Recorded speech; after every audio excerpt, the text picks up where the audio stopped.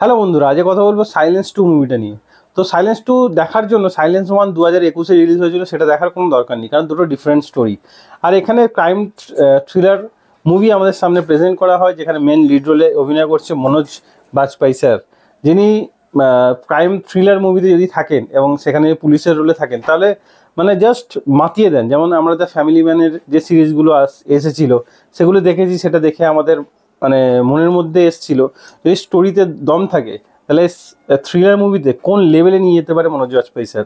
তো এখানে মুভির স্টোরি ওকে, খুব ভালো বা চরম বলা যেতে পারে না, তার কারণ সেই টুইস্ট বা যে পরপর রিভিল যেগুলো আমাদের সামনে হয়, টুইস্ট যখন রিভিল হয় তখন আমাদের মুখ একদম হাঁ হয়ে যায়, মানে এরকম হতে পারে, এটা তো ভাবিনি, এরকম ব্যাপারটা। কিন্তু এখানে প্রেডিক্টেবল স্টোরি, হ্যাঁ লাস্টের দিকে একটু টুইস্ট অবশ্যই আছে, কিন্তু খুব সুন্দর ওয়েতে মুভিটা চলতে থাকে, মুভিটা নিজের স্টোরির মধ্যেই থাকে, স্টোরি থেকে কোথাও আপনাকে মানে এদিক ওদিকে নিয়ে যাবে না, একদম স্টোরির মধ্যে টু দ্য পয়েন্টে মুভি।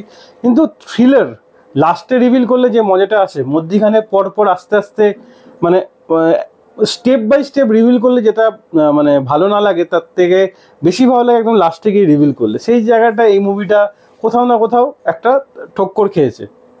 এর স্টোরিটা সেই লেভেলের নয়, তবে এই স্টোরিটা নিয়ে যদি একটু কথা বলি, প্রথমেই আমরা দেখি একটা এসকর্ট, সে একজনের ক্লায়েন্টের কাছে থাকে এবং সে একটা ল্যাপটপ থেকে ছবি তোলার পর তাকে কেউ একটা অ্যাসল্ট করে বা তার মুখে একটা কেউ ঘুষি মারে। তারপর অন্য জায়গায় চলে এসে দেখানো হয় সেখানে একটা বারে, সেখানে একজন এসে 9 জনকে শ্যুট করে দেয় এবং তার মধ্যে একটা মন্ত্রীর পিএ ছিল।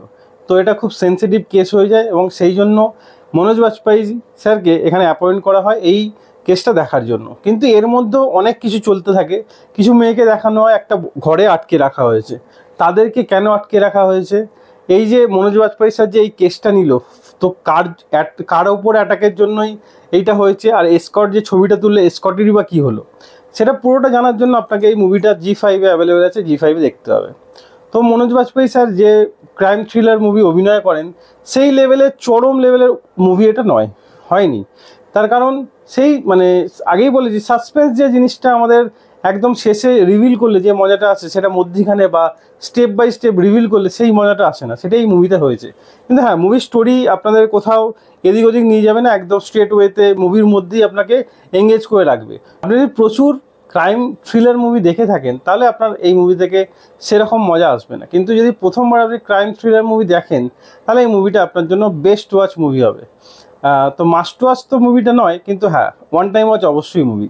তো অবশ্যই একবার এই মুভিটাকে দেখুন, মানে ভালো লাগবে, চরম না লাগলেও ভালো লাগবে। যদি ক্রাইম থ্রিলার মুভি আপনার ভালো লেগে থাকে, তো এই মুভিটা ভালো লাগবে, চরম না লাগলেও ভালো লাগবে। তো ওয়ান টাইম ওয়াচ অবশ্যই। আমি এই মুভিকে দিলাম 2.5 আউট অফ 5 স্টার। তো আজ এই ভিডিও এতটাই। ভিডিও যদি ভালো লাগে থাকে লাইক অবশ্যই দেবেন, এরকম আরও ভিডিও পেতে চ্যানেলটা সাবস্ক্রাইব করে পাশে থাকা বেল আইকনটি অবশ্যই বাজিয়ে দেবেন। দেখা হচ্ছে পরের ভিডিও। ততক্ষণ জন্য ভালো থাকুন, সুস্থ থাকুন। ভিডিও দেখার জন্য ধন্যবাদ। বাই।